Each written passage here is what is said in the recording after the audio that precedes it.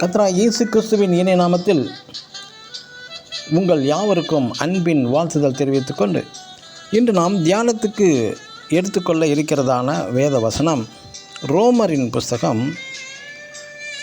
12ஆம் அதிகாரம் 2ஆம் வசனம். நீங்கள் அந்த பிரபஞ்சத்திற்கு ஒத்த வேஷம் தெரியாமல். ஆமேன். தீத்து ராயன் காலத்தில் எருசலேமை சேர்ந்த யூத இளைஞன் ஒருவன் ரோமபுரியில் அரச பணி புரிவதற்காக அழைக்கப்பட்டிருந்தான். அவனை வழி அனுப்பும்போது அவனது தந்தை தனது மகனிடம், மகனே, நீ யூதனாக உன்னை ரோமனுக்கு அனுப்பி வைக்கிறேன். நீ திரும்பி வரும்போது ரோமனாக திரும்பாமல் மறுபடியுமாக யூதனாகவே திரும்பி வா என்று ஒரு அன்புடன் ஒரு அழைப்பை கொடுக்கிறான். அதாவது நீ ரோமபுரியில் இருக்கும்போது ரோமனாகவே இரு என்பதுதான் பழமொழி. ஆனால் இந்த யூத தகப்பனோ தன் மகன் ரோமபுரியிலும் யூதன் என்ற ஒரு லட்சணத்தோடு தான் இருக்க வேண்டும் என்றே விரும்புகிறான். இன்று அநேகர் படித்து முடித்துவிட்டு Europe country, USA, Canada, Arab country, London, Australia நாடுகளுக்கும் சென்று வருகிறார்கள். அங்கு சென்றதும் அங்குள்ள உணவு, உடை, கலாச்சாரம், நடை, பாவனை, நாகரிகம் எல்லாவற்றிலும் தங்களையும் மாற்றிக்கொண்டு விடுகிறார்கள். அந்தந்த நாட்டுக்கு ஏற்ப தங்களை மாற்றிக்கொள்ள அவர்கள் தயங்குவதில்லை தான். ஆனால் கிறிஸ்துவை ஏற்றுக்கொண்டு கிறிஸ்துவுக்குள் வந்த அநேகர் கிறிஸ்தவர்கள் என்று சொல்லிக் கொள்வார்கள். கிறிஸ்து விரும்பும் மாற்றத்தை அவரிடம் காண முடியாது. நாம் இந்த உலகத்தில் வாழ்ந்தாலும் உலகத்துக்கு ஒத்த வேஷம் தெரியாமல் என்று ரோமர் 12ஆம் அதிகாரம் 2ஆம் வசனத்தில் சொல்லப்பட்டுள்ளதே. இயேசு கிறிஸ்து பாவத்திலிருந்து மட்டும் நம்மை மீட்க வராமல் இந்த பொல்லாத உலகத்திலிருந்தும் மீட்க வந்தார் என்று கலாத்தியர் 1ஆம் அதிகாரம் 4ஆம் வசனத்தில் பரிசுத்த வேதம் சொல்லுகிறது. எனக்கு அன்பான தேவனுடைய பிள்ளைகளே, சகோதர சகோதரிகளே, சந்திரனுக்கு சென்று வரும் மனிதர்கள் சந்திரனின் வெப்பநிலை தாக்காத வண்ணம் அதற்கேற்ற ஆடைகளை அணிந்து தங்களை பாதுகாத்து பூமிக்கு திரும்பி வருகிறார்கள். அதுபோல இந்த தீங்கான உலக சிற்றின்பங்களால் நாம் பாதிக்கப்படாமல் நம்மை பாதுகாத்து கொள்ள பரிசுத்த ஆடையை அணிந்தவர்களாக வாழ வேண்டும். நாம் கிறிஸ்துவின் சாயலை தரித்தவர்களாக வாழும் பட்சத்தில் இந்த பொல்லாத தீங்கான உலகத்திலிருந்து நாம் பாதுகாத்து வாழ முடியும். ஆமேன். God bless you.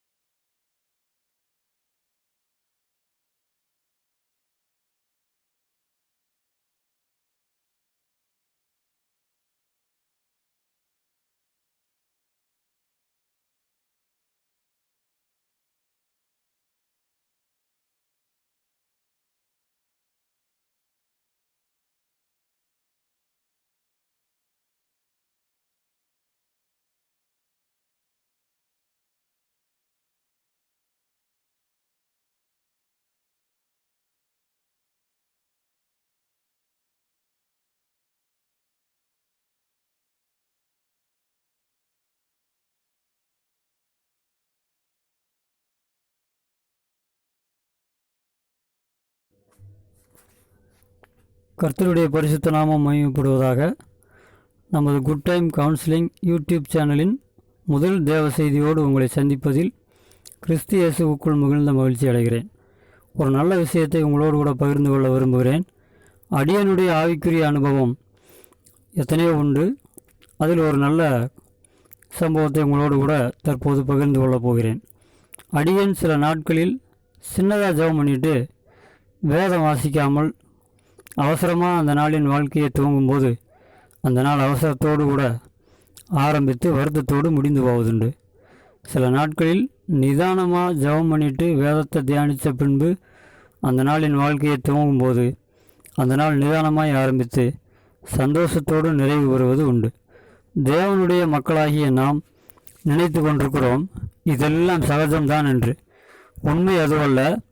நம்முடைய வேதத்தில் தேவன் படைத்த முதல் மனிதர்களாகிய ஆதாமேவாள் வாழ்க்கையை கூட கவனித்து பார்த்தோமானால் அவர்கள் தேவனோடு இசைந்திருக்கும் போது மகிழ்ச்சியான வாழ்க்கை, தேவனை விட்டு விலகி இருந்தபோது வருத்தமான வாழ்க்கை. அவர்கள் இரண்டு விதமான சூழ்நிலைகளை அனுபவித்தார்கள். தேவன் முதலில் படைத்த ஆதாம் ஏவாளுக்கே அந்த நிலைமை என்றால், நவீன கால மனிதர்களாகிய நம்முடைய நிலைமை அதே இரண்டு விதமான வாழ்க்கை நம்மிடத்திலும் இருக்கக்கூடாது. ஒரே சிறந்த வாழ்க்கையை நாம் வாழ வேண்டுமென்றுதான் தேவன் விரும்புகிறார். ஜெபமும் வேத வாசிப்பும் நம்முடைய ஆவிக்குரிய வாழ்க்கையின் இரண்டு கண்கள். தெளிந்த பார்வைக்கு இரண்டு கண்களும் பக்குவமாய் பராமரிக்கப்படுவதே நல்லது. சரியாயிருப்போம், சந்தோஷமாய் வாழ்வோம். உங்கள் ஒவ்வொருவருடைய வாழ்க்கையிலும் நல்ல நேரம் தங்குவதாக. கர்த்தர் உங்களை ஆசீர்வதிப்பாராக. ஆமென்.